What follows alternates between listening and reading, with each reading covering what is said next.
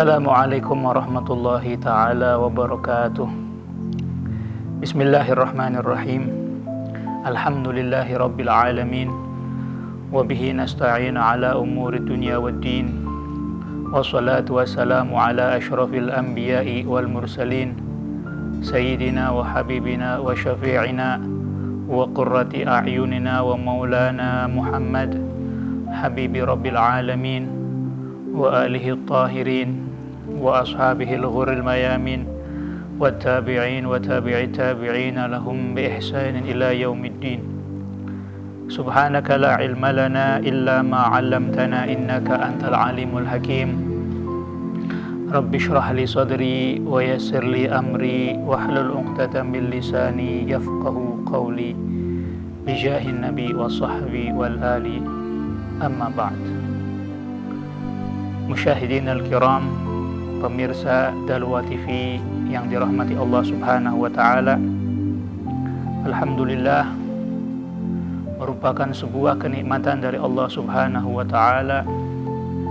Kita masih diberikan kesempatan oleh Allah Subhanahu wa taala untuk mengisi hari-hari di bulan Ramadan, yang mana bulan Ramadan adalah bulan yang sangat istimewa, di mana Rasul sallallahu alaihi wasallam menjadikan bulan Ramadan ini adalah bulan yang khusus untuk umatnya, sehingga beliau bersabda, wa Ramadan syahru ummati.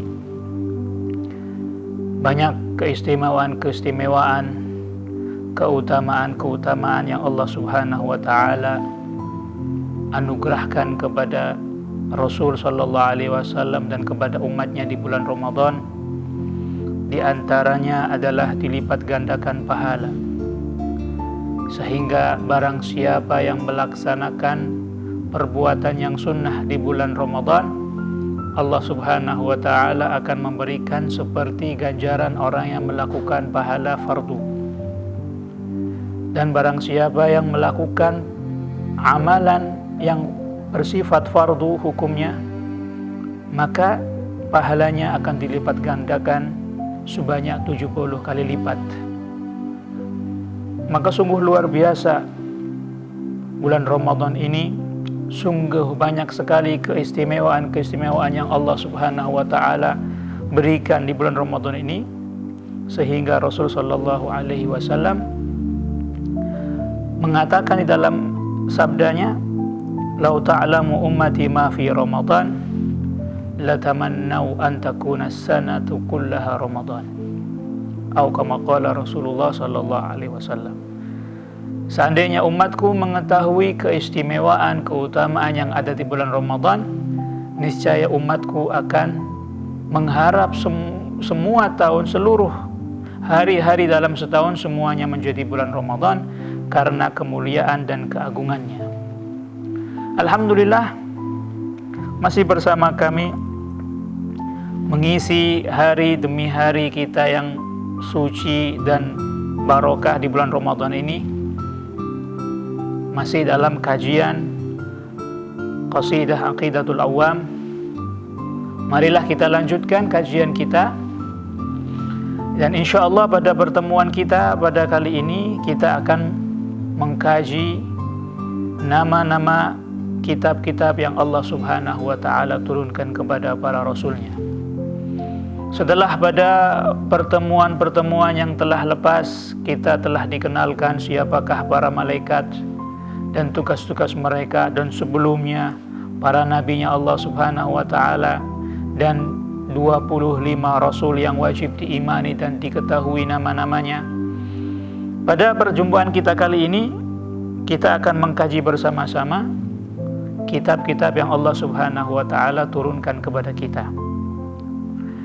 Dikatakan oleh sahibul qasidah Asy-Syaikh Al-Imam Ahmad Al-Marzuqi rahimahullah rahmatal abrar, di dalam nazamannya beliau mengatakan, arba'atun min kutubin tafsiluha Tauratu Musa bil huda tanziluha Zaburu Dawuda wa Injilu ala Isa wa Furqanu ala khairil mala. Yang artinya Ada 4 kitab yang Allah Subhanahu wa ta'ala turunkan kepada para nabi-nabinya, dan wajib bagi kita untuk mengimani dan mengetahui nama-nama kitab tersebut. Tafsiluha, adapun perinciannya, yang pertama adalah Taurat Musa, kitab Taurat yang Allah Subhanahu wa ta'ala turunkan kepada kalimullah Sayyiduna Musa bin Imran alaihi salam. Taurat berasal dari kalimat warazzanat, ay kharaja naruhu. Dari kalimat warazzanatu yang artinya kharaja naruhu, yang keluar cahayanya. Karena Taurat adalah diya'un wa nurun, adalah cahaya dan penerang bagi umatnya Nabi Musa alaihi salam. Dan Taurat berisikan hukum-hukum syariat yang Allah Subhanahu wa ta'ala turunkan dan perintahkan kepada Nabiullah Musa alaihi salam untuk disampaikan kepada umat-umatnya beliau dari kalangan Bani Israel. Allah Subhanahu wa ta'ala berfirman dalam Al-Quran, Inna anzalna at-taurata fiha hudan wa nur yahkumu bihan nabiyyun. Sesungguhnya kami telah menurunkan Taurat, fiha hudan wa nur. Di dalam Taurat ada petunjuk dari Allah Subhanahu wa ta'ala. Ada cahaya-cahaya yang Allah Subhanahu wa ta'ala berikan. Dan nabi-nabi mereka berhukum dengan kitab Taurat. Karena kita tahu bahwasanya Allah Subhanahu wa ta'ala mengutus kepada Bani Israel lebih dari 1 rasul. Bahkan ada yang riwayat mengatakan bahwasanya lebih dari 1000 nabi Allah Subhanahu wa ta'ala utuskan ke Bani Israel. Maka nabi-nabi yang datang setelah Nabiullah Musa alaihi salam, mereka menjalankan syariatnya Nabiullah Musa alaihi salam. Maka disebutkan di dalam nazamanya Taurat Musa bil huda tanziluha. Yang pertama adalah kitab Taurat yang Allah Subhanahu wa ta'ala turunkan kepada Nabi Musa, dan Allah turunkan Taurat ini sebagai petunjuk bagi umatnya Bani Israel. Akan tetapi dengan berjalannya waktu dan berlalunya zaman, Taurat banyak dirubah. Taurat banyak diganti kalimat demi kalimat yang ada di dalamnya, sehingga kesucian dan kemuliaan dari kitab Taurat ternoda. Dan itu semata-mata dilakukan oleh para ruhban atau para pendeta-pendeta Bani Israel. Allah Subhanahu wa ta'ala telah menjelaskan di dalam Al-Quran bahwasanya mereka orang-orang Yahudi, mereka telah mengganti, mereka telah merubah isi dari Taurat. Allah Subhanahu wa ta'ala berfirman, wa minal ladzina hadu yuharrifuna al-kalima am mawadhi'ih. Dan dari orang-orang Yahudi, sebagian dari mereka ada yang yuharrifun, ada yang merubah, ada yang mengganti kalimat-kalimat dari tempatnya. Dan di antara ayat-ayat Taurat yang mereka rubah, bahkan mereka sembunyikan, adalah ayat-ayat yang menjelaskan tentang kenabian Nabi kita Muhammad sallallahu alaihi wasallam. Sifat-sifat Rasul sallallahu alaihi wasallam mereka sengaja tutup-tutupi, bahkan mereka sengaja sembunyikan. Disebutkan di dalam Maulid Tiba, diriwayatkan dari Ka'bil Ahbar, yang mana Ka'bil Ahbar adalah salah seorang ulama Yahudi. Kemudian dia mengatakan, qala 'allamani abi Taurata illa sifran wahidan kana yakhtimuhu wa yadkhiluhu sunduk. Ayahku mengajari aku semua isi Taurat kecuali 1 sifir atau 1 juz, 1 bagian. Bagian ini kana yakhtimuhu wa yadkhiluhu sunduk. Beliau tutup juz tersebut dan beliau masukkan ke dalam peti. tidak diajarkan kepada aku. Maka aku tidak tahu apa isi dari juz atau bagian yang dirahasiakan, disembunyikan oleh ayahku. Falamma mata abi fatahtuhu. Ketika ayahku sudah meninggal, aku ingin tahu ada apa gerangan, bagian atau juz dalam Taurat yang tidak diajarkan kepadaku. Maka aku buka itu petinya. Fa idzan fihi nabiyyun yakhruju akhiraz zaman. Ternyata di dalam juz tersebut, di dalam bagian tersebut disebutkan bahwasanya akan ada nabi yang keluar di akhir zaman. Mauliduhu bi Makkah wa hijratuhu bil Madinah, yang mana nabi ini nanti lahirnya di Mekkah dan hijrahnya di Madinah. Semua sifat-sifat Nabi Muhammad sallallahu alaihi wasallam, bahkan sifat umatnya disebutkan di dalam Taurat. Sehingga Allah Subhanahu wa taala sendiri dalam Al-Qur'an menyatakan bahwasanya orang-orang Yahudi lebih mengenal sifatnya Rasul sallallahu alaihi wasallam daripada mengenal anak-anaknya. Disebutkan ya'rifunahu kama ya'rifuna abna'ahum. Bahwasanya orang-orang Yahudi mengetahui Rasul sallallahu alaihi wasallam, mengetahui ciri-ciri dan sifat-sifatnya, kama ya'rifu abna'ahum, sebagaimana mereka mengetahui anak-anaknya. Sebagai orang tua pasti dia tahu bagaimana ciri-ciri, bagaimana sifat-sifat anaknya. Begitu juga orang-orang Yahudi, mereka mengetahui sifat-sifat dan ciri-ciri Rasul sallallahu alaihi wasallam. Tetapi sayang, Allah Subhanahu wa taala telah menetapkan bahwa mereka adalah kaum-kaum yang tidak akan beriman, sehingga ketika Rasul sallallahu alaihi wasallam datang ke hadapan mereka, falamma ja'ahum ma 'arafu kafaru bih fala'natullahi 'alal kafirin.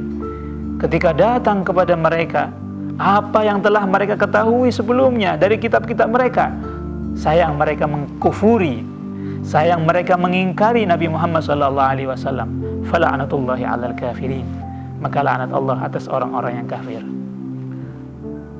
Pemirsa Darul TV yang dirahmati Allah Subhanahu wa taala, itulah kitab yang pertama yang diturunkan oleh Allah Subhanahu wa taala kepada Nabiullah Musa alaihi salam.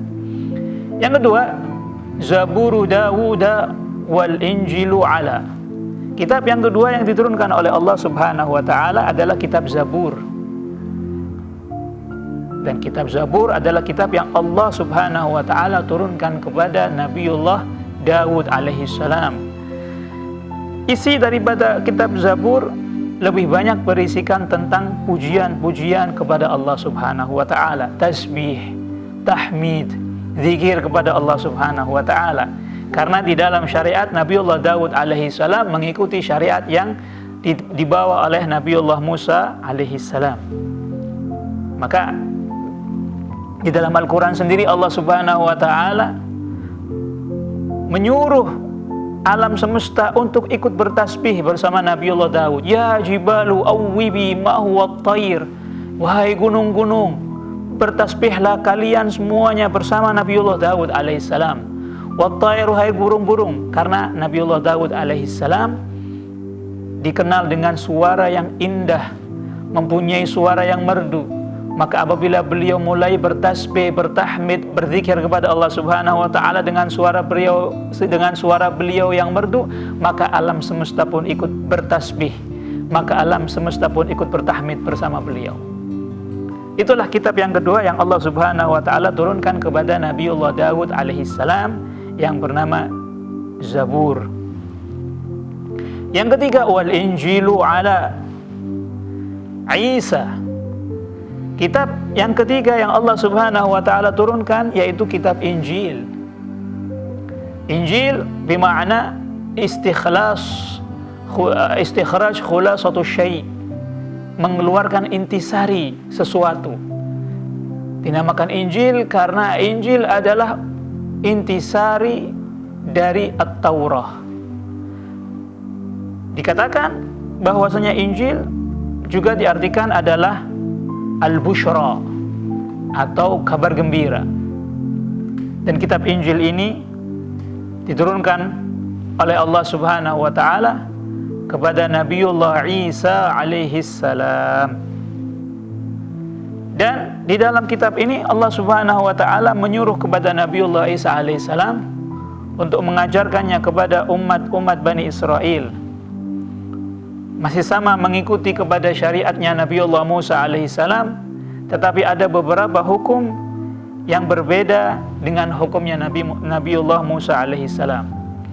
Oleh sebab itu, termasuk dari tugas yang Allah Subhanahu wa taala amanatkan kepada Nabiullah Isa alaihissalam adalah wali uhilla lakum ba'dalladzi hurrima alaikum.